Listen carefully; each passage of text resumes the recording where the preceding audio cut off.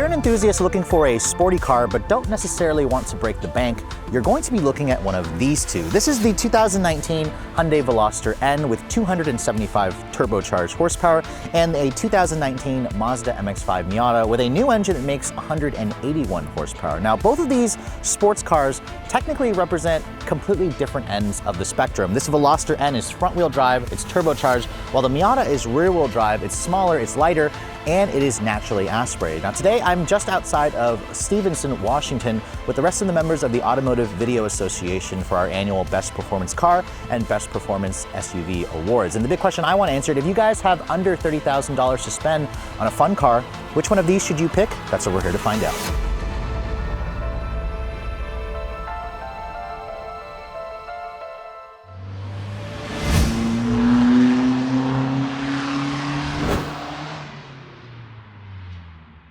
So in addition to having two completely different style engines, these two vehicles also couldn't look any more different. One of these is a two-door, two-seater sports car that's a convertible with a hardtop, and the other is a front-wheel drive, three-door hot hatch style coupe looking like vehicle on one side, but it has much more trunk space. Now in terms of the design, I'm not going to go too much in depth with this because you guys have seen my full videos on both cars, but what you basically need to know, both of these come standard with full LED headlights. The Hyundai has a grille that is just massive. It practically eats the front end of the Miata. None of these cars have fog lights, but they do have LED daytime running lights, but also none of them have LED turn signals. So you only get LED low and high beams on the Miata, and then just LED low beams on the Hyundai, which do look a little bit cheaper, but at least the LED headlights are going to be standard equipment. Now, the Miata, even though it is a lower car, it is the much smaller car as well. This vehicle here is about a foot shorter in overall length versus the Veloster. The Veloster in general just kind of looks like an SUV or a crossover at times next to the Miata, but the Miata is so small, you're pretty much going to have that problem anywhere you go. Now, both of these vehicles also have pretty aggressive wheels. The Veloster has 19-inch wheels with no Brembo brakes, but you do have the red painted calipers, which are a little bit more high performance brakes. The Miata on this particular one here has the Brembo BBS package, so you've got a 17-inch BBS wheel, which is a little bit lighter weight versus just the standard wheels, and then you have the upgraded calipers, upgraded brakes. This car in general definitely has the more traditional sports car feel, and the fact that it's a convertible, although in this weather it's not really a good thing. I wouldn't want to put the top down in this kind of weather anyways. Now, over at the rear design, you can see the Miata hasn't changed much in terms of the look. It doesn't really need to change. You've got an incandescent turn signal design. You have this black spoiler because this is the Club RF model, and then you have the twin outlet exhaust at the back, which does look a little bit weak, especially when you start looking at the back of the Veloster. Now, if you're going to compare the Veloster to something like the Civic Type R, the design is very restrained, but it's definitely very outspoken next to the Miata. You have this wing at the top, you have an LED combination rear taillight design, and then of course big fat exhaust tips. The Veloster definitely wins the race for the best sounding exhaust between the two vehicles, and it also looks pretty good. Now in terms of cargo capacity, this one also wins.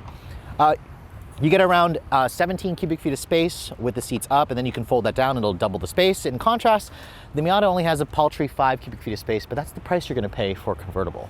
So moving on to the interior, let's first start with the Miata, and of course my prerequisite door slam test. You know, for a little two-door sports car, the Miata actually has a pretty solid sounding door slam. Now let's start the vehicle up so you guys can hear it start up. And of course, nothing has really changed. Even though the engine is new, it still has that typical starter noise when the Miata starts up. Now, to help you guys see into the interior, let me put the top down here while it's sprinkling. It's really easy. There's just a button here in the center console. Just push this button up and hold it. And in about 13 seconds, the roof will go down. And you can see, this is again more like a Targa top, but Mazda can't call it a Targa because that's something that Porsche has trademarked. But once you put the roof down, you can see it's very quick.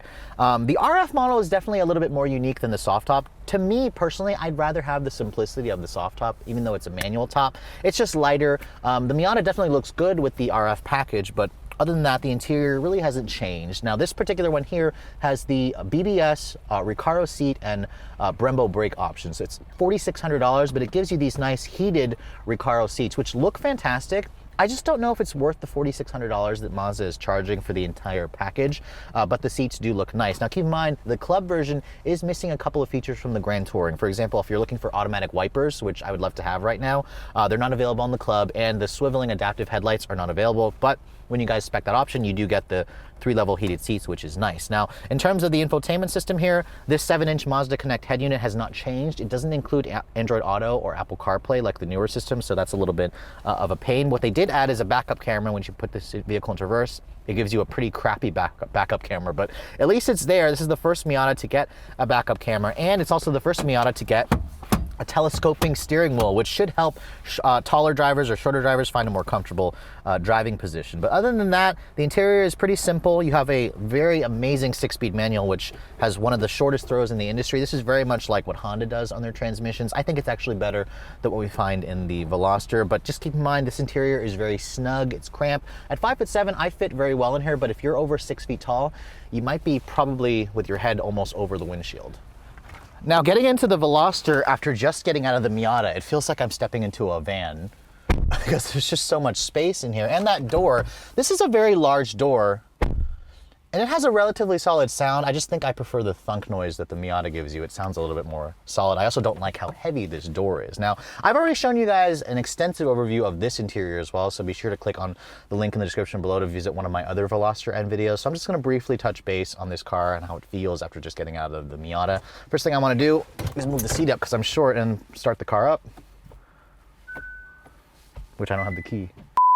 Oh, it's in my pocket.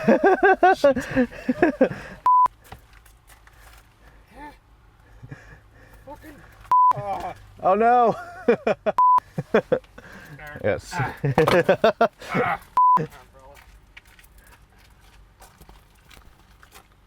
I think it's that umbrella. Why am I holding this cord in my... I don't know. Why is it in my mouth? Okay, alright, anyway. Yep. And when you first start up the Veloster, you can instantly hear that exhaust, which... Let's put it into N mode here.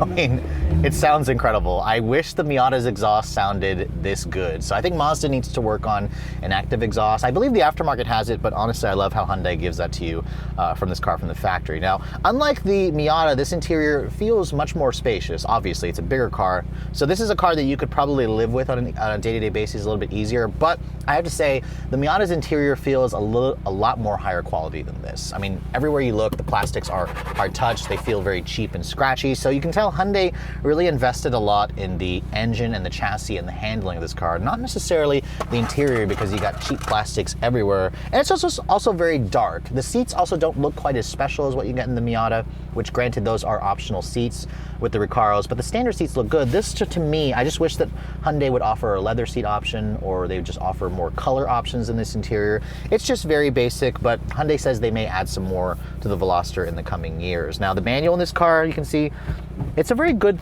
throw manual. It's a little bit longer, and I think I prefer the feel of the Miata's manual, and the clutch is a little bit heavier in this car. When you put the car into reverse, Hyundai also gives you a backup camera, which doesn't look all that great, but it is a bigger screen. This is an 8-inch screen versus the Miata, and it's also it also has Android Auto and Apple CarPlay. So this is technically the better infotainment system, but both cars aren't really going to blow you away with, you know, their amazing tech features. This is about driving and whatnot. Now, in terms of the back seat, this of course has a back seat.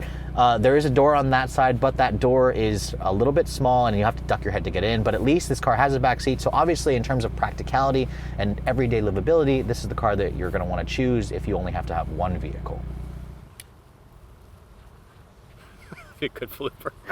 The show must go on, it's raining.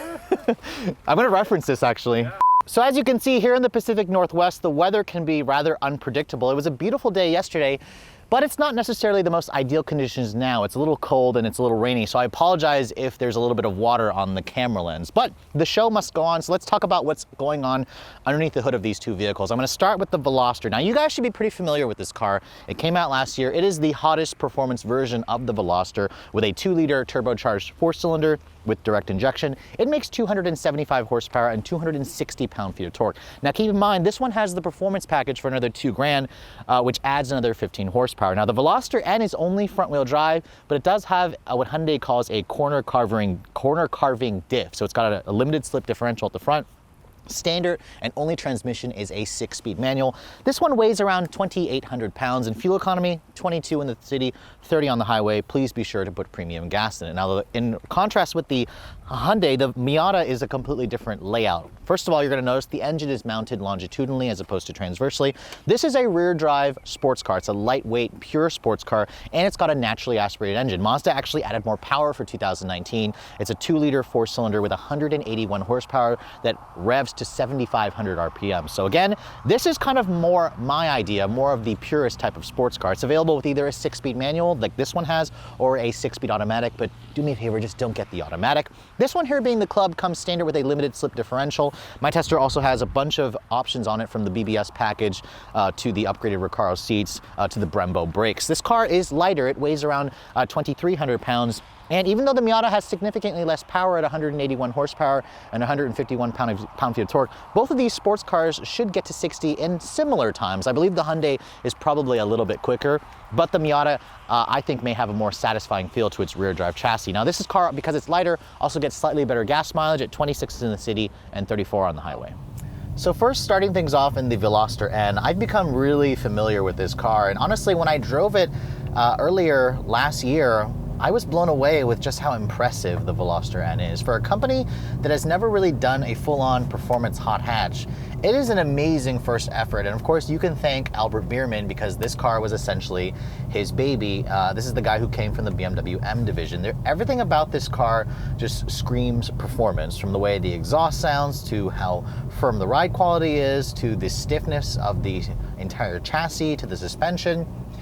For those of you who doubt Hyundai and their ability to build a performance car, you really need to drive something like this, some of their newer offerings, because it will seriously blow your mind. Now, of course, that being said, the Veloster N is not perfect.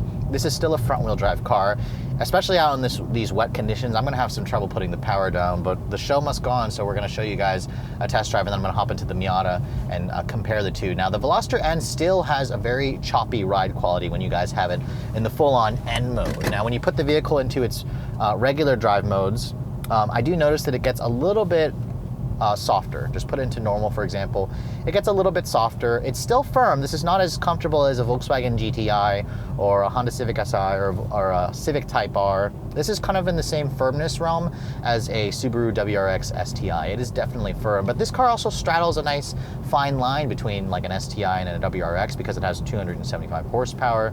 It is very much a newcomer to the block. I mean, this is a great replacement for your old Focus ST, since Ford decided to kill that vehicle off. And really, when you have it in normal here, it's actually an agreeable car. This is obviously, between the two cars, the more comfortable option. Visibility in here is good. It's way more interior space. It's way more practical, although I do wish that Hyundai would just bring us the i30N here, which is the notice the Elantra GT here in the States. I think that it would have just made a better choice for a lot of people here in America, because we like the idea of hot hatches, but we also like 4 doors. The Veloster in general, with its funky 3-door design, hasn't always been, you know, my favorite in terms of the looks. It's unique for sure, and I applaud Hyundai for wanting to be unique, but I just think that a more traditional 4-door hot hatch would have been much better.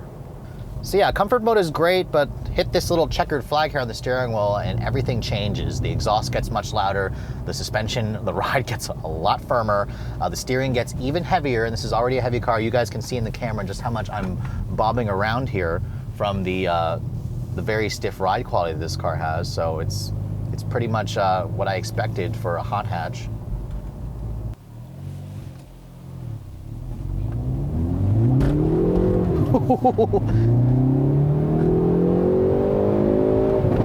Oh, listen to those pops. Oh. I could never get tired of those pops. Those pops are, oh my God, that's amazing. That's incredible. Still puts a smile on my face, even though I've driven far more expensive cars that are way faster. Now this car should get to 60 when you have dry road conditions in around 5.5 seconds. That's about the time. The time varies depending on the road surface, on how good a shifter you are, how good a driver you are. But this is plenty fast. This will smoke a Volkswagen GTI, a Civic Si. But if you're going to start comparing this to like a Golf R, this is slower. A Civic Type R, this is slower. But it's also significantly less money.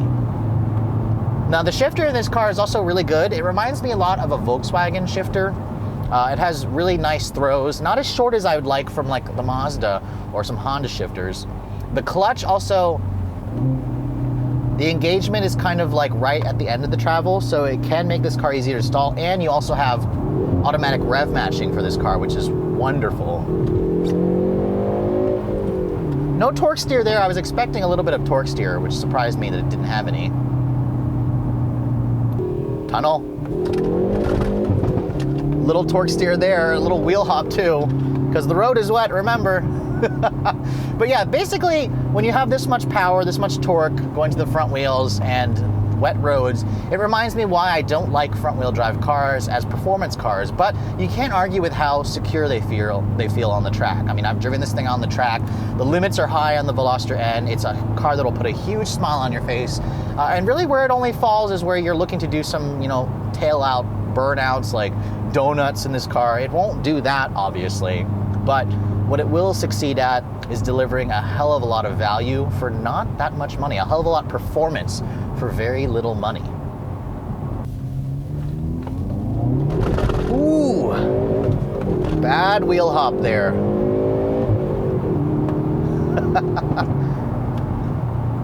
Oh, that exhaust. That exhaust is just... All right, so for the time being, I lucked out and it stopped raining here in Washington State. So obviously we're in a Miata. We got to put the top down because that's what you do when you're driving a Miata. Now getting into this after just getting out of the Veloster, I feel like I'm driving like a little shoebox. It's so small in here. Everything is snug. The cameras are practically right in my face, but you immediately feel just how tiny this car is from behind the wheel. It's a car that makes everything feel fat. It's amazing how Mazda is still able to build a car that feels this small, this light, this visceral. And it makes me happy, honestly. And it makes me miss my Miata. Like, I love the Miata feel, the way it drives, the way it handles. Everything has just a very light touch. The Veloster can just be too heavy at times, whereas the Miata, everything is just so intuitive.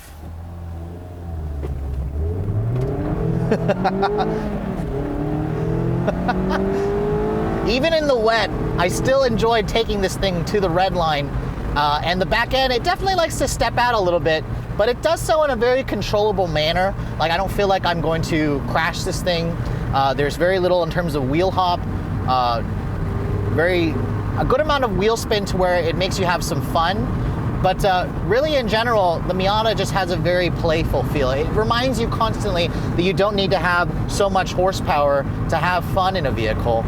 And with the top down in here, like in this RF model, I have to say, the soft top has less wind buffeting. It surprised me. There's actually a lot of wind noise coming in right now. So this car is best experienced with the roof up.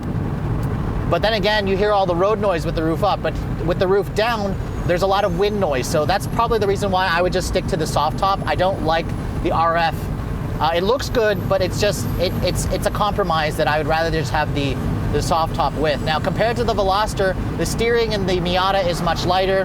The shifter has a lighter touch. The clutch has a lighter touch. The car itself has a much softer feeling suspension. I mean, you feel the body lean in this car for sure, but it's not that it's like, you know, gonna make you feel unconfident. It just kind of helps you learn where the limits of this car is. And I think that's important when you're driving a performance car. Now, unlike the Veloster, you don't have active rev matching in here, which some of you will probably prefer. I actually really like having the active rev matching function just because it helps you be a smoother manual transmission driver. But just even the visibility in this car, the hood is very long. You have these very prominent bulges in the hood. You can basically see very well, especially when the top is down. Just look behind you, you can see everything. This club version does have blind spot monitoring, but if you're looking for the iActive Sense safety sense package, like automatic braking and stuff, you have to go for the GT trim, or you can add that package in. If you're looking for the club with the iActive Sense package, which is new for 2020 or 19, you can't get it with the Brembo BBS package like what Mazda offers on this particular one. Now the Miata, one thing where it lacks is in the sound department. I really wish Mazda would consider offering like an active exhaust. Because while the engine does pull very nicely all the way to 7,500 RPM, I do wish it had more of a bark. I wish it had more of those crackles and the pops like you get from the Veloster. In fact, with the roof down, I barely hear the engine at times. So I imagine a lot of owners may end up putting an active exhaust in this car just to make it a little bit more visceral. But God, does it have plenty of smooth linear power. It reminds you why you love rear-wheel drive, why you love a naturally aspirated engine, why you love a car that's this light. So yes, those of you who like to criticize the Miata as not being a performance car, I would disagree. While numbers aren't everything with a performance car, it's how it makes you feel. And this car just puts a huge smile on my face. And once you kind of get past the impractical nature of this car, you're gonna wanna have one in your driveway as a toy car. So obviously both of these two performance cars couldn't be more different. One is a convertible, one is a hot hatch, one is front wheel drive, one is rear wheel drive, and they both deliver driving fun in completely different ways. Both have their strengths, both have their weaknesses. So trying to choose a winner between the two is a really tough proposition. So let's first start with the pricing between these two cars, because I said earlier under $30,000, and both of them do start under $30,000. That's $27,000 for the base model. That's about $25,000 for the base sport. Now the elephant in the room is these two are the most expensive variants of their cars. So that one there is about 30 grand, which is still pretty reasonable.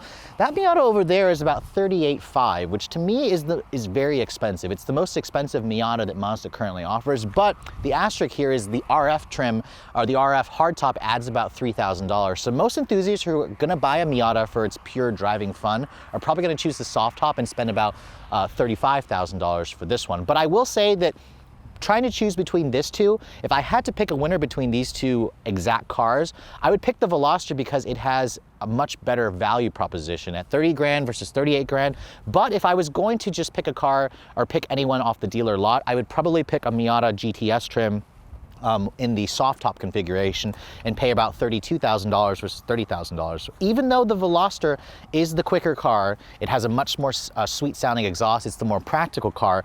The enthusiast in me, if I was looking to have the most fun and I didn't care about practicality because I had an extra car or I could take public transportation, for example, and I just wanted to drive this on the weekend, I would easily pick the Miata because what you're getting here is a naturally aspirated 4-cylinder that revs pretty high. It's got a lovely 6-speed manual. It's got a sweet rear-wheel drive chassis. Even out here in this really terrible weather, I would rather drive this because the torque steer that you get from this, the wheel hop that you get from the Veloster, just reminds me constantly why I hate front-wheel drive cars and why if you're gonna wanna have fun, you need to get a rear-wheel drive car with a naturally aspirated engine, because something like this, it's going to become few and far between as electrification comes, as self-driving comes. So being able to drive something as visceral and as pure and as fun as the Miata, well, that's a gift, and I think enthusiasts should consider buying this at least while we can. But I hope you guys have enjoyed my full overview between both the Miata and the Veloster N. If you're also looking to see the latest cars I'm testing, be sure to follow me on Instagram at redline_reviews. Like us on Facebook, and as always, guys, please keep subscribing to the Redline Reviews YouTube channel for all the latest reviews. Thank you so much for watching. I'll catch you all in the next video.